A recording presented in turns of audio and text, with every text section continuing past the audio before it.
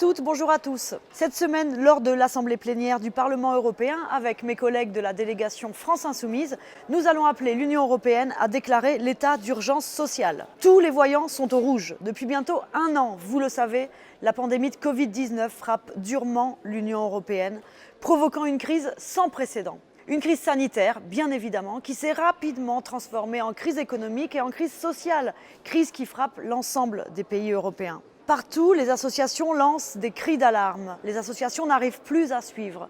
Les demandes d'aide alimentaire explosent. Ce sont des millions de personnes qui basculent sous le seuil de pauvreté, des centaines de milliers de personnes qui se retrouvent à la rue. Et je ne vais pas vous rappeler les derniers événements tragiques en France qui ont mis la lumière sur les conditions de vie dramatiques des étudiants. Et le pire des scénarios est à redouter dans les prochains mois. Pour faire face, avec la délégation France Insoumise au Parlement européen, nous proposons que l'Union européenne déclare l'état d'urgence sociale. Si nous n'agissons pas aujourd'hui, massivement et concrètement, notre continent va mettre des décennies à s'en remettre en laissant des millions de personnes en souffrance. L'objectif, avec l'instauration de l'état d'urgence sociale, c'est de faire en sorte que de manière transversale, dans toutes les politiques de l'Union européenne, il y ait l'objectif de répondre à la crise sociale. Alors bien sûr, la crise sociale, elle n'est pas nouvelle au sein de l'Europe.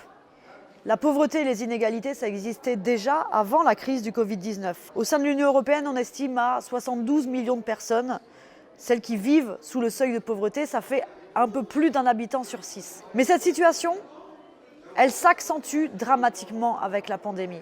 Je ne vais pas vous noyer sous les chiffres, mais il est important de mesurer l'ampleur de la situation des derniers mois. Ce ne sont pas moins de 600 000 emplois qui ont été détruits en France entre janvier et juin 2020.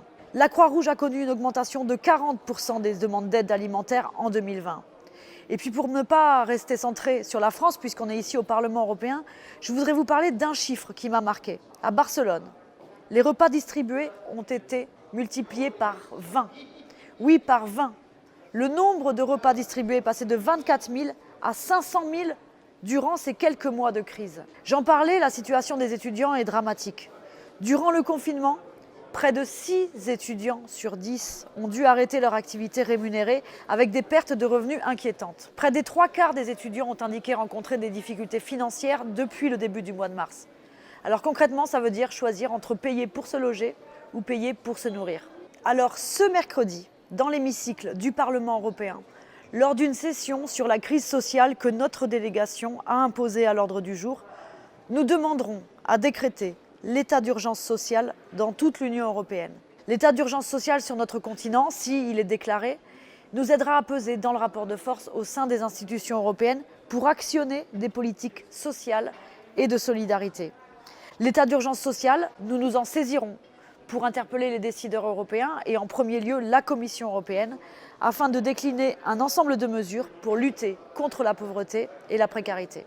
Je voudrais vous donner 3 de ces mesures qui m'apparaissent comme centrales. Tout d'abord, pour répondre à l'urgence alimentaire, il faut augmenter le Fonds européen d'aide aux plus démunis qui permet d'apporter une aide alimentaire et matérielle via les associations caritatives et de solidarité. Restos du Cœur, Secours Populaire, etc. Il est inadmissible de laisser les gens avoir faim en Europe en 2021. Ensuite, sur la question du logement, nous demandons l'instauration d'une trêve hivernale européenne. Parce qu'il est inconcevable qu'en pleine crise sociale, des personnes se retrouvent expulsées sans aucune solution de relogement. Enfin, autre mesure importante, nous soutenons la revendication de nombreuses ONG qui demandent à ce qu'il y ait un revenu minimum au sein de l'Union européenne, avec la possibilité pour tous les jeunes d'accéder aux minima sociaux, et donc en France, ça veut dire d'accéder au RSA, même quand on a moins de 25 ans. Plus largement, nous pensons que cet état d'urgence doit être l'occasion de remettre en question toutes les règles, notamment budgétaires, qui sont au cœur de l'Union européenne et qui accentuent la crise en empêchant d'investir dans les services publics dont nous avons tant besoin en ce moment pour servir de bouclier social. Pour toutes ces raisons, parce que nous sommes au bord de tomber dans l'une des crises sociales la plus importante que l'Europe ait connue, nous vous invitons à soutenir notre proposition pour que l'Union européenne déclare l'état d'urgence sociale. État d'urgence sociale qui va bien évidemment de pair avec l'ensemble des propositions portées par la France Insoumise, sa délégation au Parlement européen, mais également son groupe parlementaire à l'Assemblée nationale en France.